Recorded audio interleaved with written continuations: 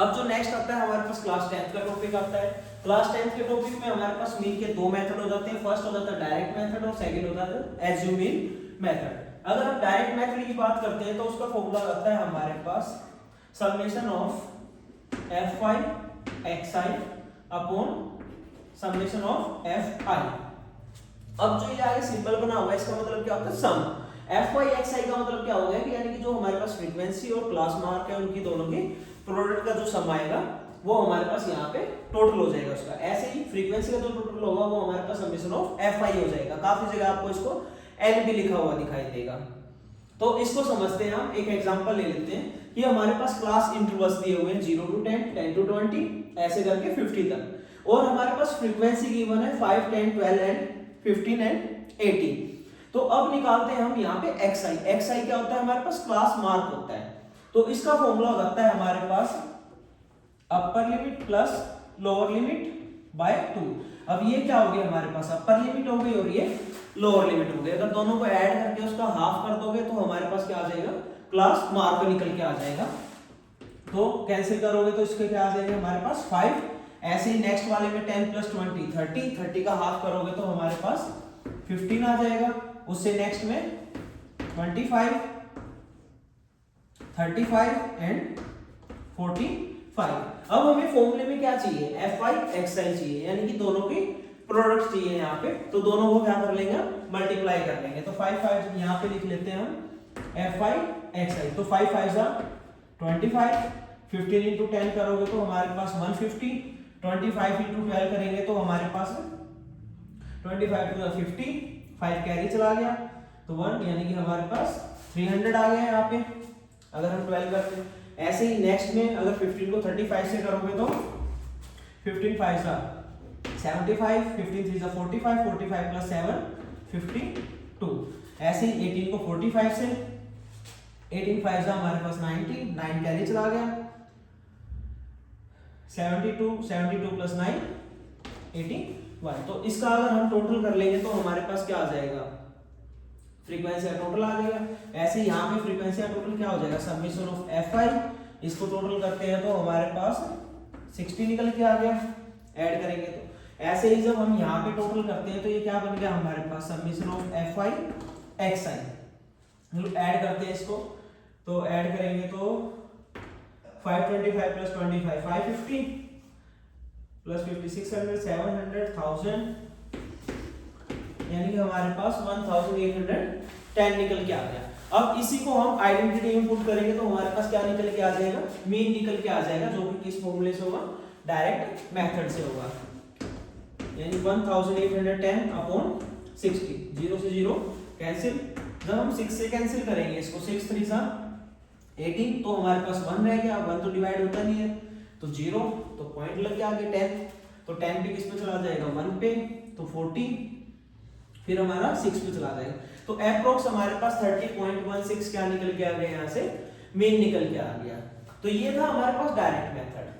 अब जो इसका नेक्स्ट हो जाता है हमारे पास वो हो जाता है एज्यूम मीन मेथड। तो उसका फॉर्मूला देख लेते हैं पहले a plus summation of fi di upon summation of fi।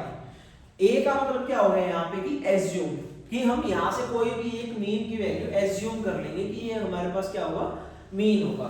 Suppose करो वो जो एज्यूम करोगे आप xi में से करोगे। तो अगर हम इसको ले लेते हैं a, 25 को हमने क्या मान लिया एज्यूम मान लिया। तो di का जो फॉर्मूला बनेगा हमारे पास, तो di का फॉर्मूला हो जाएगा xi माइनस a। यानी कि अगर आप क्लास मार्क में से एज्यूम मीन को माइनस कर देते हो तो हमारे पास फॉर्मूला आ जाएगा di का निकल के। तो बना लेते हैं हम यहाँ पे, इसके नीचे ही बना देते हैं। तो फर्स्ट हम निकाल रहे हैं यहाँ पे di।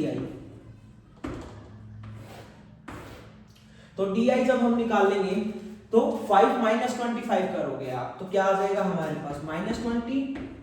ऐसे ही नेक्स्ट 15 माइनस 25 करेंगे तो माइनस 10, और फिर 25 माइनस 25 0, 35 माइनस 25 10, और लास्ट में हमारे पास 45 माइनस 25 तो हमारे पास 20 आ गया। तो ये क्या निकल के आ गया di निकल के आ गया। अब हमें क्या चाहिए fi di चाहिए। तो दोनों की क्या कर लेंगे हम यहाँ पे प्रोडक्ट कर लेंगे, तो FI DI। तो -20 को जब हम 5 से मल्टीप्लाई करेंगे तो 5 टू 10, तो क्या आ गया हमारे पास -100। ऐसे ही 10 को 10 से करेंगे तो यहाँ पे भी क्या आ जाएगा -100 आ जाएगा। 0 को 12 से करेंगे तो हमारे पास 0, 15 को 10 से करेंगे तो 150, 20 को 18 से करेंगे तो हमारे पास 360। तो इसका जब आप टोटल कर लोगे तो हमारे पास क्या निकल के आ जाएगा, समीशन ऑफ FI DI। करो टोटल 100 100 200 हो गया हमारे पास नेगेटिव का, तो 360 में से अगर 200 करते तो 160, 160 प्लस 150 हमारे पास 310 क्या आ गया पॉजिटिव में, सबमिशन आ गया FI DI। अब फ्रीक्वेंसी का टोटल हमने पहले ही कर रखा है, तो यहाँ पे हम क्या कर देते हैं, पुट कर देते हैं। तो एज यू मीन क्या लेट किया था हमने, 25 लेट किया था, तो 25 plus submission of FI DI यानी हमारे पास 310 अपॉन 60, 0 से 0 क्या हो जाएगा हमारे पास, कैंसिल हो जाएगा।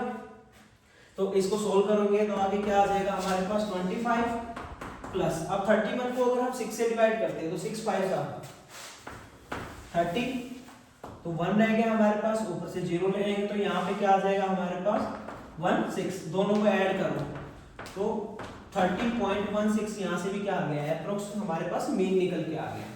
तो अगर हम ऑब्जर्व करते हैं तो डायरेक्ट और एसयू मीन मेथड, दोनों ही मेथड से जो हमारा मीन निकल के आया है वो सेम निकल के आया है।